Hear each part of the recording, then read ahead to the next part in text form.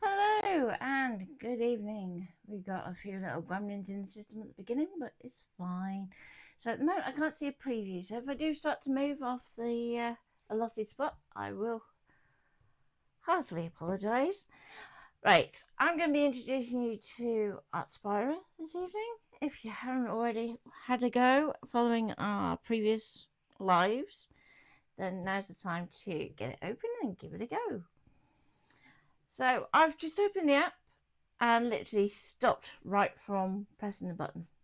And you see straight away it's got a little notice that pops up saying that we've got a new weekly inspo. So this is where they have like a bit of a digital magazine that you can kind of create the projects, and you've got the instructions and away you go. So I thought I'd let you see that kind of pop up first. So if you want to do to read that now, you just press the read now. But for what I'm going to do, it's not really going to kind of touch on what we're doing, so I'm going to skip it for now. So in the top right hand corner, I'll just move very slightly because my ScanNCut's in the way, we have a little close button, so we're going to tap on close. Okay, so welcome to Artspira. As I said before, it kind of is a one app fits everything. So we've got bits for the printer, we've got bits for the cutters, and we've got bits for the embroidery machines. So if you have two or more, fantastic, you can kind of go between the different sections. What we're really interested in, though, we're interested in the cutting designs. So down here we've got the sections that we can go into. So we have embroidery designs, cutting designs, printing designs, sublimation, project and education. So if we go into cutting designs, it's going to come up with a list of designs that we can choose from. Now, Disney, you do pay extra for, just so you know. But let's pick something else. So I'm going to go into animals. And I favorited a dog. So little doggy is already sat there and waiting for me. So I can tap on the dog. And because it's got this little crown symbol in this bottom corner, if I try and hold that a bit closer so you can see it better, it's tiny down there. That means that you have to be subscribing to actually get access to it. So if I scroll down, you can see that we get others that are recommended. So you might want to pick one that doesn't have a little crown symbol, such as this little dog, come near wolf. So because it doesn't have that crown symbol, it's a free one. And the whole thing, so when you have it down, it's missing out. Okay. Whereas other ones that have crowns, we have to subscribe for. Now it does give you an option to have a free trial for that subscription. So if I tap on that, it's going to think about it, and it's going to go, you sign up, you can pay monthly, which is £9.99, or you can pay yearly for £89, which saves you a little bit of money. But it depends on if you want that big expense straight out the gate, especially if you haven't played with it yet. So I'll leave it on the £9.99 and tap free trial, and you get a month's free trial. It's going to ask you to confirm that, so double click. It's going to ting at you. There you go. Okay. So if you're wondering how to sign up to that subscription, that's how you do it.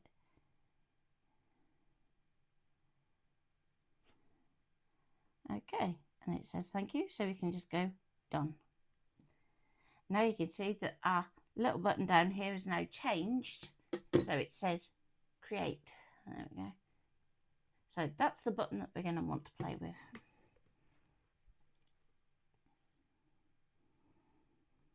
And you can see straight away it's separated it out into our pieces, so it's ready for cutting. Now, you could send that straight to your machine if you wanted to, but if you want to do any changes to it, such as changing the size, if you want to maybe edit some of the elements, you can do that too. We can move them around. So we can go, okay, let's move that up there for a second. And we might add some text. So let's go. What would be a good name for this little dog? Go on, name the doggy.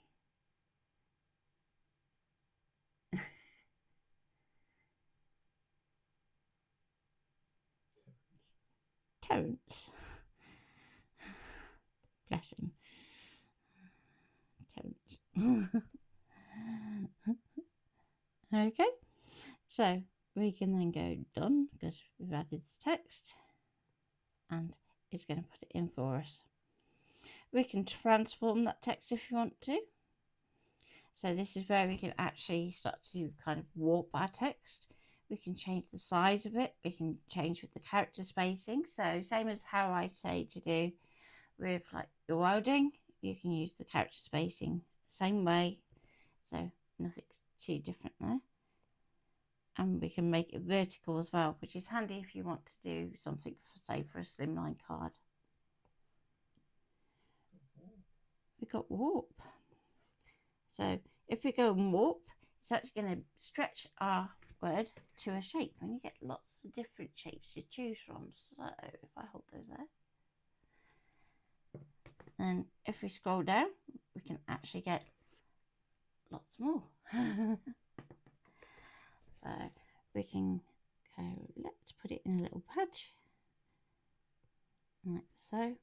Now what I will say is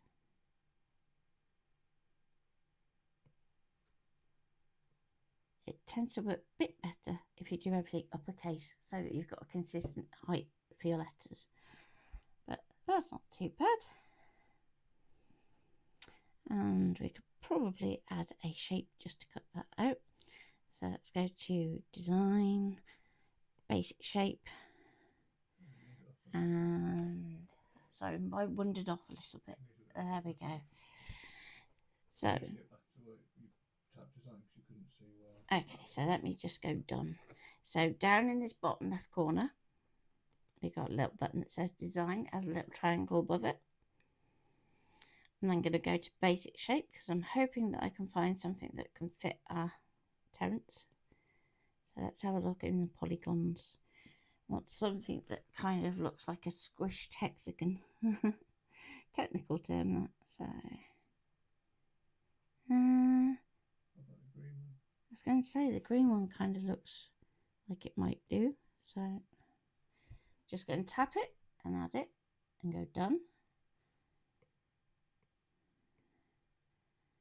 I'm just going to put that there. Now we can scale it as well. So I'm just going to do it so that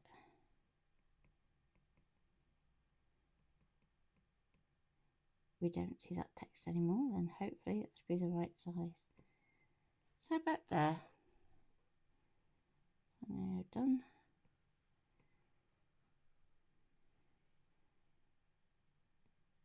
Okay.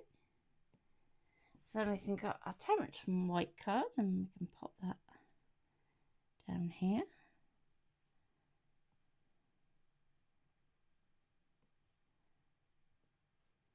And we have our design.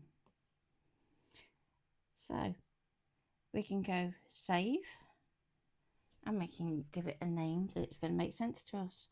So in this case we'll call it Terence the dog. So I'm doing this with an Apple Pencil. You don't have to have an Apple Pencil. You can just as easily be doing this with your finger. It's just a bit easier for you to see if I'm doing it with a pencil. So I'm going to go save. Now that's going to save up on the cloud rather than on your iPad. So that's important to remember. Now, I'm going to go done. And at this point, then we can send it to our machine. So as it stands at the moment, we're going to cut all those elements on our mat at once.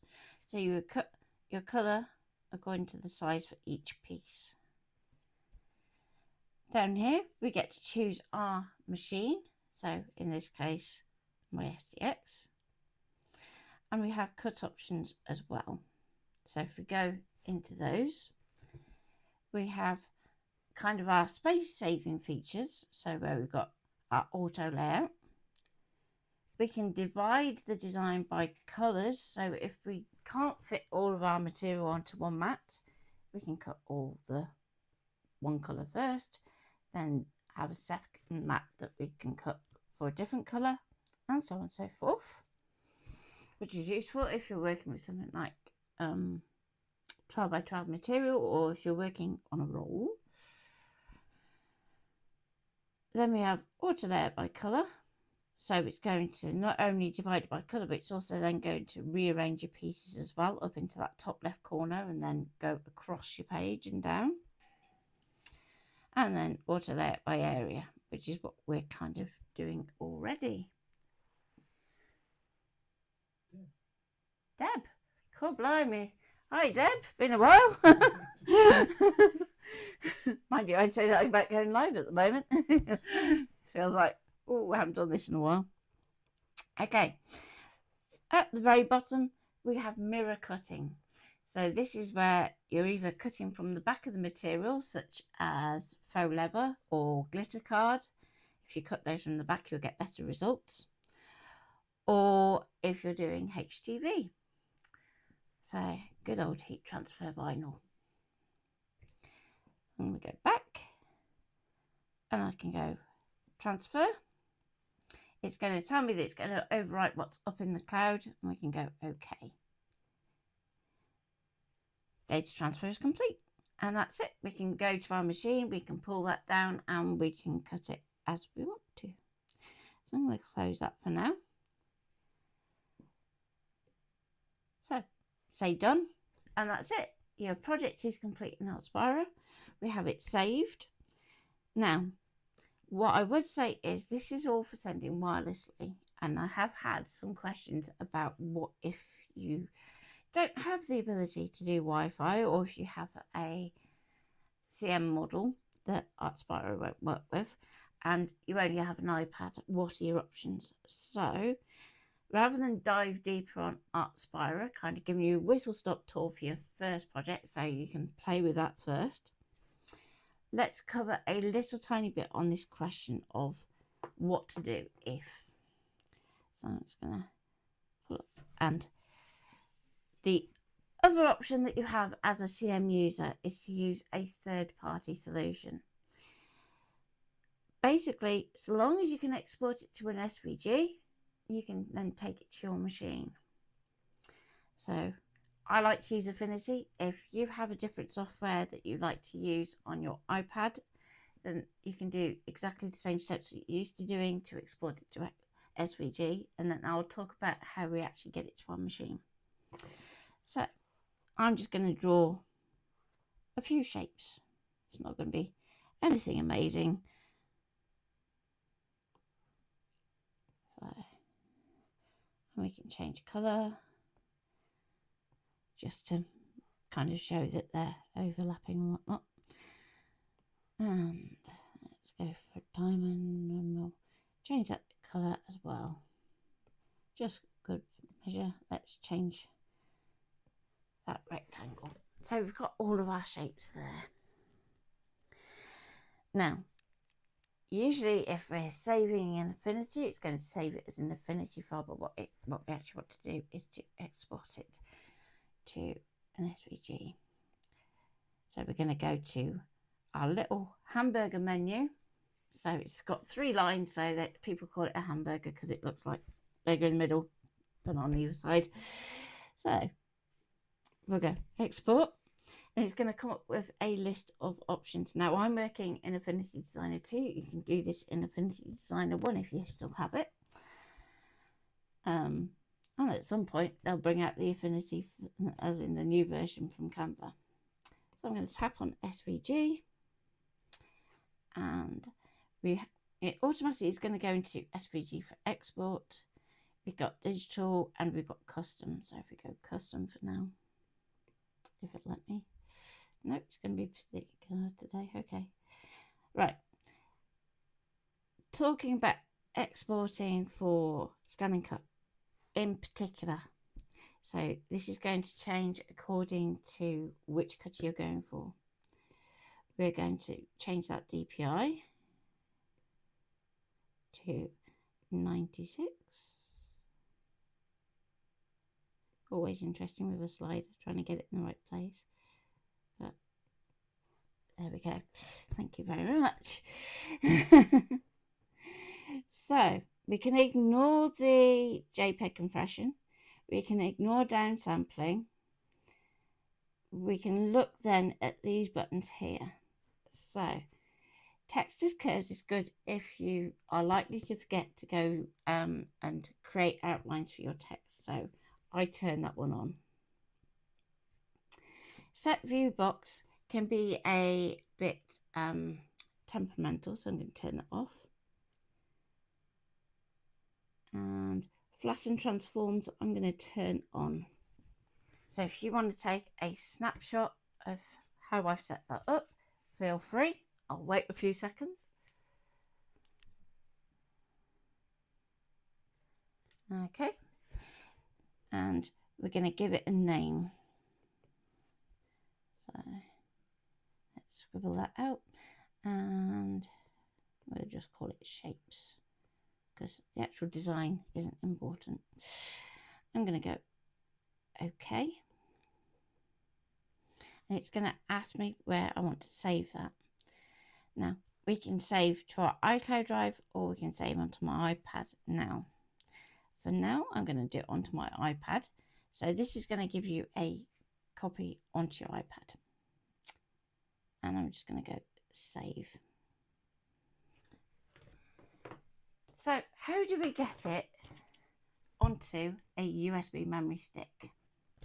Because obviously our iPad has either a USB-C connection or a Lightning connection, and that is never going to fit in that. So how do we go about bypassing it? You're going to need something like a USB little hub. So this has a USB-C on this end, and that's what's going to go into your iPad. And then we've got lots of different reading ports on our actual hub. So in my case, I've got an SD card and little micro SD, 2 USBs and a HDMI. And they're all different, so you find what works for you. And you're just going to plug that into your iPad. And then your memory stick goes into the hub.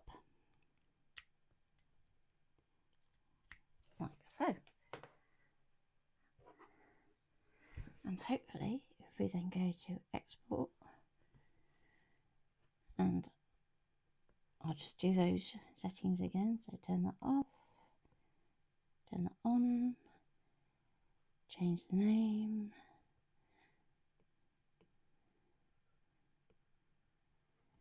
Oh, not slopes. You gotta love handwriting recognition. Okay. Don't forget to change your resolution.